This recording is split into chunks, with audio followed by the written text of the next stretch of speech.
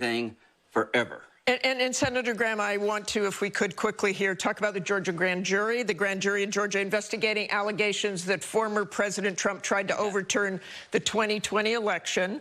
The grand jury released this statement. We find by a unanimous vote that no widespread fraud took place in the Georgia 2020 presidential election that could result in overturning that election. You appeared before that grand jury in November and were asked about a call that Georgia's Secretary of State said you made to him after the 2020 election. First, do you accept the grand jury conclusion, and do you have any regrets about calling the Secretary of State, and any concerns about perjury?